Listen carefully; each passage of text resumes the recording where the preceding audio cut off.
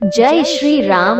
रामायण में एक घास के तिनके का भी रहस्य है जो हर किसी को नहीं मालूम, क्योंकि आज तक हमने हमारे ग्रंथ को सिर्फ पढ़ा, समझने की कोशिश नहीं की। रावण ने जब माँ सीता जी का हरण करके लंका ले गया, तब लंका में सीता जी वट वृक्ष के नीचे बैठकर चिंतन करने लगी। रावण बार बार आकर माँ सीता जी को धमकाता था, लेकिन माँ सीता जी कुछ नहीं बोलती थी। यहाँ तक कि रावण ने श्री राम जी के वेशभूषा में आकर माँ सीता जी को भ्रमित करने की भी कोशिश की, लेकिन फिर भी सफल नहीं हुआ।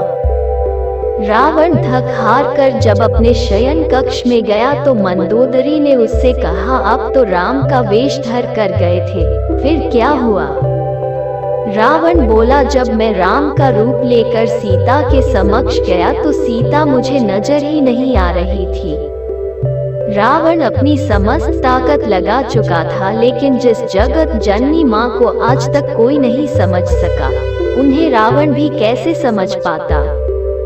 रावण एक बार फिर आया और बोला, मैं तुमसे सीधे सीधे संवाद करता हूँ, लेकिन तुम कैसी नारी हो कि मेरे आते ही घास का तिनका उठाकर उसे ही घूर घूर कर देखने लगती हो। क्या घास का तिनका तुम्हें राम से भी ज्यादा प्यारा है? रावण के इस प्रश्न को सुनकर माँ सीता जी बिल्कुल चुप हो गई और उनकी आंखों से आंसुओं की धार बह पड़ी।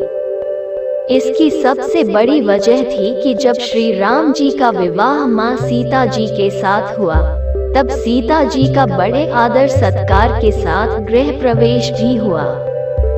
बहुत उत्सव मनाया गया। प्रथानुसार नव वधू विवाह पश्चात जब ससुराल आती है तो उसके हाथ से कुछ मीठा पकवान बनवाया जाता है, ताकि जीवन भर घर पर मिठास बनी रहे।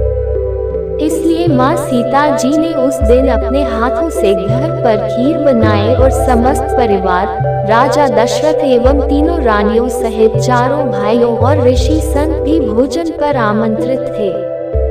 माँ सीता ने सभी को खीर परोसना शुरू किया और भोजन शुरू होने ही वाला था कि जोर से एक हवा का झोंका आया।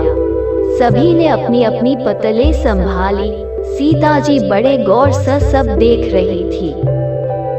ठीक उसी समय राजा दशरथ जी की खीर पर एक छोटा सा घास का तिनका गिर गया, जिसे माँ सीता जी ने देख लिया, लेकिन अब खीर में हाथ कैसे डालें ये प्रश्न आ गया। माँ सीता जी ने दूर से ही उस तिनके को घूर कर देखा, वो जल कर राख की एक छोटी सी बिंदु बनकर रह गया। सीता जी ने सोचा, अच्छा हुआ किसी ने नहीं देखा। लेकिन राजा दशरथ माँ सीता जी के इस चमत्कार को देख रहे थे। फिर भी दशरथ जी चुप रहे और अपने कक्ष पहुंचकर माँ सीता जी को बुलवाया। फिर उन्होंने सीता जी से कहा कि मैंने आज भोजन के समय आपके चमत्कार को देख लिया था।